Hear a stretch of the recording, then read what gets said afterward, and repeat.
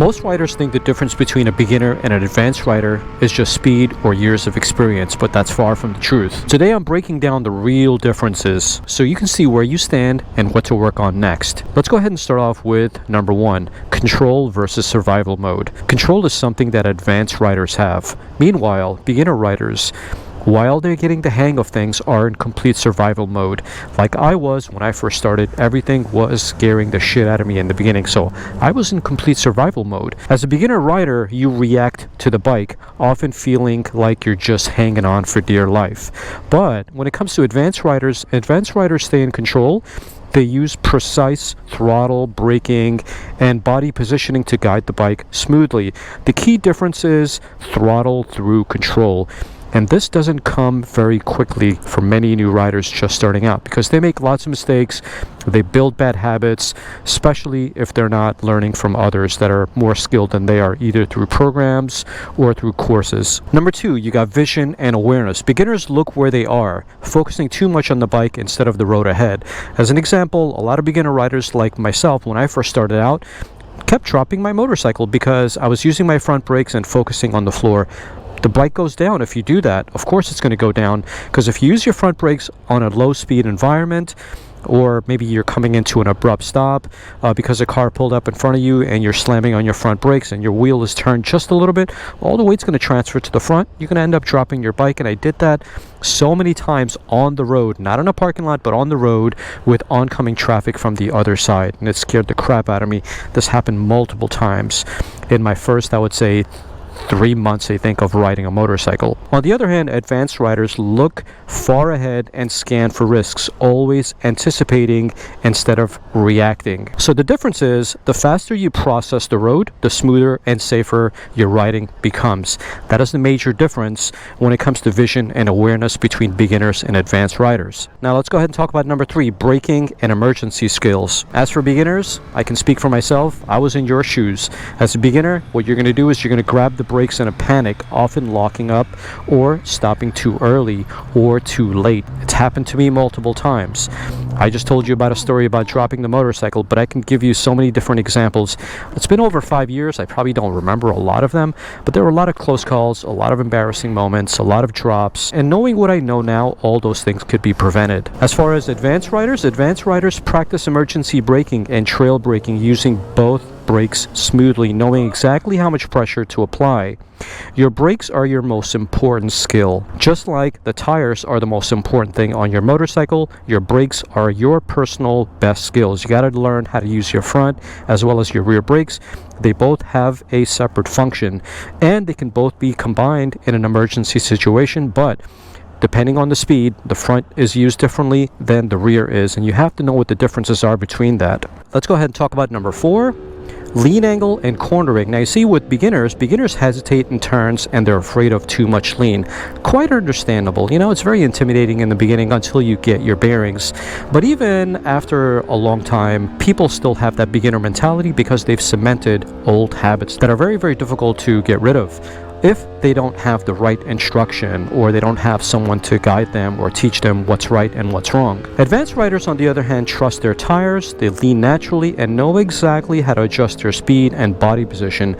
The major differences are that confidence comes through technique, not luck. Advanced riders perfected this in every stage of their development, and therefore they're a lot more comfortable. And then number 5, mindset and continuous learning. Now you see, when it comes to beginners think they know how to ride, and you know what, they're completely set because now they know how to use the clutch, they know how to use the front and the rear brakes. They're riding their motorcycle, they can ride it for 50 miles and back home, and sure, there's not a problem. Riding a motorcycle is not like driving a car. A car has 4 wheels, therefore you have 100% balance, but when it comes to a motorcycle, there's weight being shifted forwards, backwards, depending on if you're using the front brake, your rear brake, your throttle, or a little combination of everything. Sometimes we don't know what to do next, so we make the wrong mistake and pull the front brake instead of using our rear in a slow speed environment. We end up dropping the motorcycle, especially if the wheel is turned a little bit. Those are the type of things I'm talking about. And beginners, just because you can ride from point A to point B, it doesn't necessarily make you an intermediate rider. Now, if you want to become a better rider and level up your skills, Motorcycle Mastery gives you a structured system to improve your skills. So this way, you don't just ride, but you ride at a higher level. You learn every single thing that we talked about between beginners and advanced. And therefore, Motorcycle Mastery is developed in a methodical way. And inside of Motorcycle Mastery, not only does it provide the course roadmap, where you should start, where you should end, and everything in between, it provides a complete roadmap. So this way you can go from beginner to confident rider in less than 90 days. So if you're interested in that, there's a link down below. Anyway, now that we got the theory out of the way, let's go ahead and talk about some details that can probably bring a little bit more clarity to you. This may be your first time on the channel and you may or may not know me or my story, but I started riding at 45 years of age and I bought a KTM RC390 and I learned everything with that motorcycle until eventually I upgraded to a Ducati 959, which was kind of a mistake. I should have never done that. I should have waited at least like, I would say it's 6 months to 9 months before I got that, but I think I bought that motorcycle before 6 months. And it was just a huge leap in power and everything, because that motorcycle was a lot heavier, it was a lot more powerful, it had a ton of acceleration, and I was extremely uncomfortable riding it in the beginning. But anyway, a lot of beginners just start out with big motorcycles. So when I tell people not to start on big motorcycles and buy something small, so this way you can make progress slowly instead of jumping onto the bigger, badder motorcycles, which will slow down your progress. It won't increase it, it will slow it down. A lot of people think that just because you have a larger bike, that now you have more experience, now you're a much better rider, now you're considered to be an intermediate rider, but that's not the case at all, because I'm proof of it. I bought the Ducati 959 anywhere between 3rd to 6th month. It's been so long, I don't even remember. But what makes a rider an intermediate or an advanced rider is education.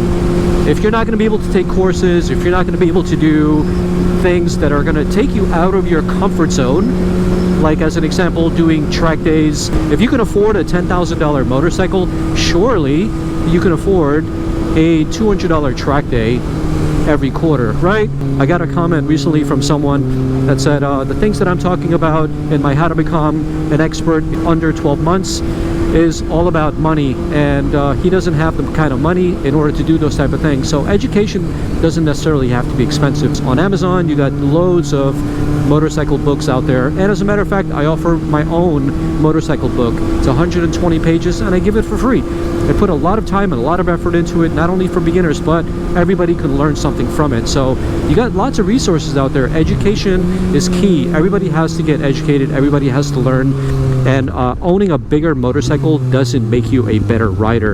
And with that being said, time doesn't make you a better rider either. It doesn't matter if you've been riding for 10 years.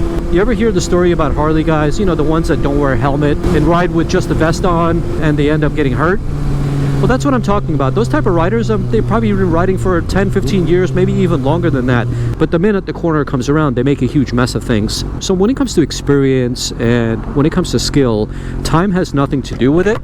As I discussed in my How to Become an Expert Rider in Under 12 Months video, if you're information hungry and you're ready and willing to learn, and you're not one of those type of people that says, I need a lot of money in order to do X, Y, and Z, then because you're information hungry, you will find the resources out there and you will make sure that you gain skill.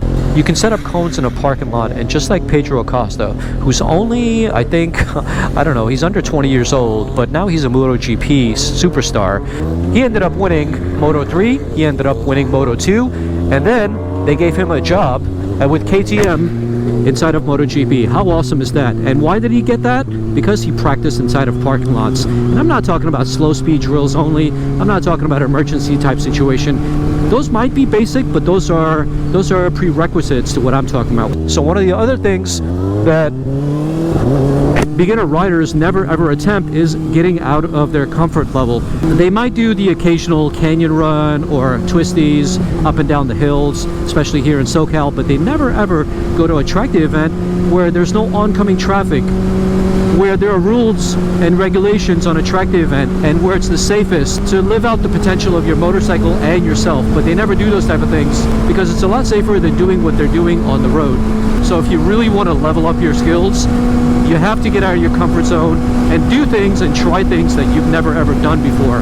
Time, as well as the number of miles that you have under your belt, says nothing about your skill level or how advanced you are as a rider. How advanced you are as a rider all has to do with education or lack thereof.